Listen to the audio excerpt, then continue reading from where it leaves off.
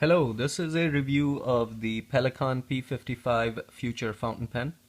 Just got this a couple of days ago. Came in a very plain box, which just has the UPC code, and it says P55F. Same thing here in kind of a silver sticker, P55F, and some numbers and whatnot. A little red dot to show you what the color of the pen is. Very plain box, nothing special. And inside was this red pen. This pen is a direct competitor of the Lamy Safari, and it's a very similar design. I got both red, just to see, do a one-on-one comparison. I usually don't like to do a one-on-one comparison because I think each pen is very unique in how it feels. You can't really make one-on-one comparisons, but there's so much similarity between these two pens, and as I go through, I'll keep referring between the two, that I think it's legitimate to compare them one-on-one. The red on the Pelikan is slightly less deep. It's more. It almost looks orange compared to the Lamy. The Lamy kind of looks maroon, if you will. But both are red, so it's not like one is orange. It's the Lamy is a darker red than the Pelikan. Both pens have this little hole in the barrel, through and through both sides, and it allows you to check the ink level. I like the Lamy hole better because it's lower, so you can see when your ink is really low. This one's kind of in the middle, so when your ink really gets low, you can't really tell. The cross section of this pen is round, completely round, slightly tapering, with a rounded end on the barrel, and the cap is also ever so slightly tapered, very, very slightly. The Lamy, the cross section was kind of circular, and then these flat facets on two sides. Both are snap-on, snap-off. This one snaps off just fine. The clip, I must say, the Lamy clip is much tighter. It's this paper clip design. This one is just a cheesy plastic clip with these hard rubber accents on it. I'm gonna say this clip is gonna slide around in your shirt pocket. It'll do fine in a jacket or a pant pocket. The end of the cap has a kind of a black or dark charcoal plastic protrusion, which is slightly rounded and has the Pelikan logo in white on it. Open it up, and this pen has a very smooth transition from the barrel to the grip section, compared to the Lamy, where there was this plastic ring, and then you could very clearly see where your grip section ended and barrel began. The grip section on this completely round, but it has these chiseled out areas, three areas with these rubber inserts, if you will. A small insert here and two large ones here, and what it is intended to do is provide like a soft, grippy surface. The big ones are for index, thumb, and the little guy is for the middle finger. So very thoughtful. Actually, it feels very nice. It's not as restrictive as these chamfers on the Lamy. These facets on the Lamy give you a very fixed position. This one you can still move around, so it's not as tiring to write in long sessions. Now, the one thing on the fit and finish, I think the Lamy fit and finish, I already talked about the clip, how the clip on the Lamy is better, it's tighter. The fit and finish on this, the fit is fine.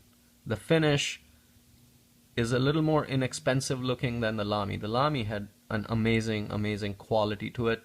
This one, I can see some molding lines, your little plastic injection dot, and does have some uh, etching or engraving and some embossing here. Here it says Germany in raised letters, very fine, and you can hardly see it.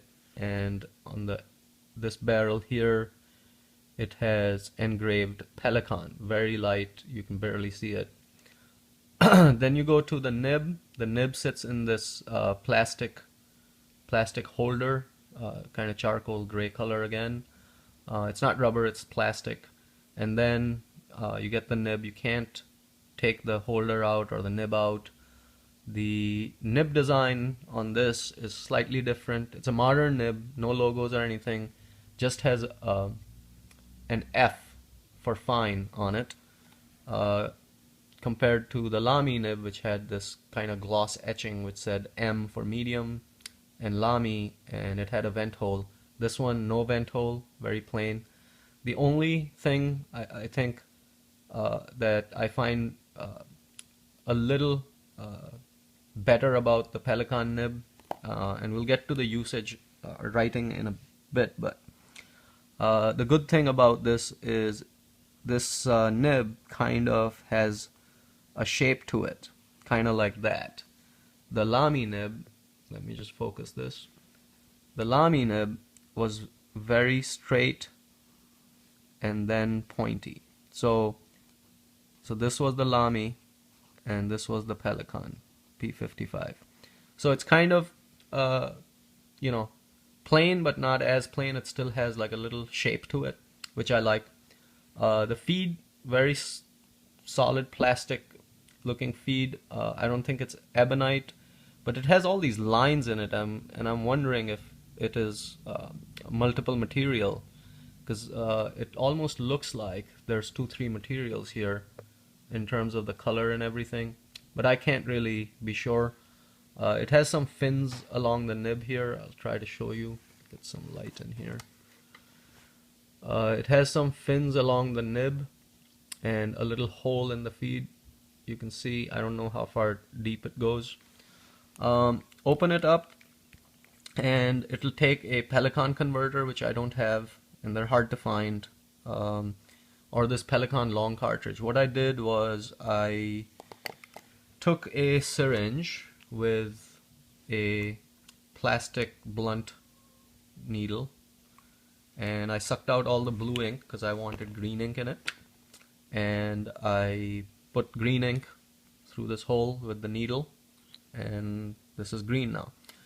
Now compared to the Lamy, which I'll open up, Lamy had a very fancy system for attaching the converter. The converter has little nubs that go in here, and this sits very firm in the grip section.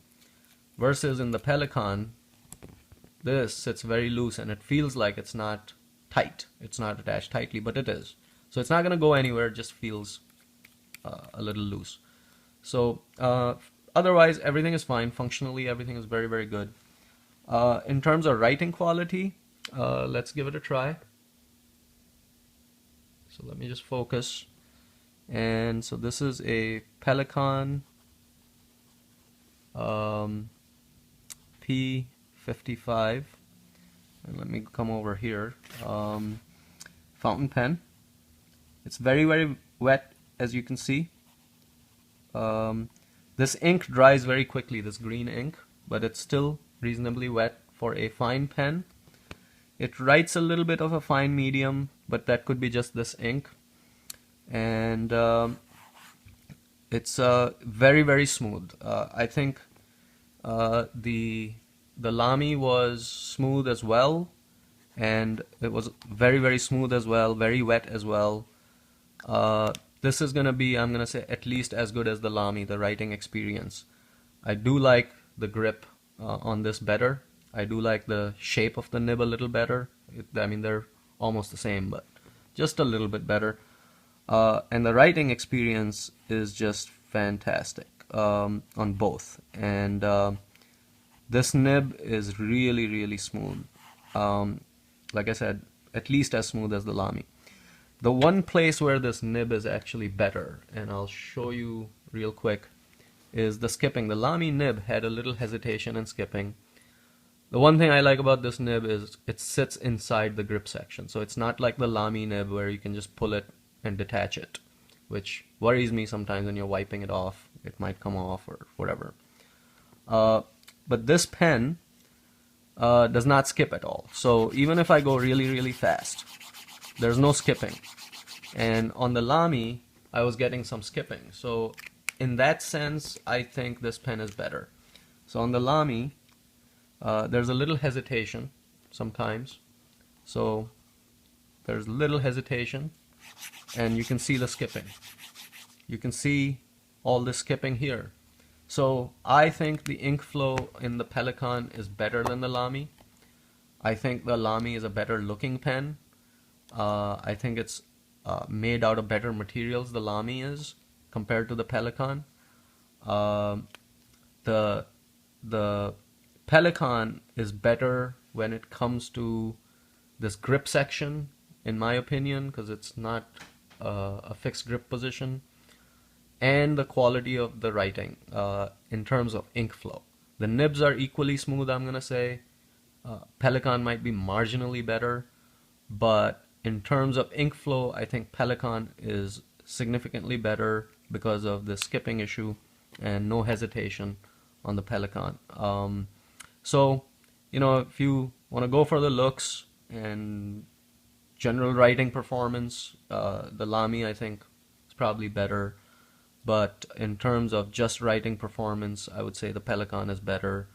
The looks, fit and finish on the Pelikan, not as good as the Lamy. So, hope you enjoyed this review, and thanks for watching.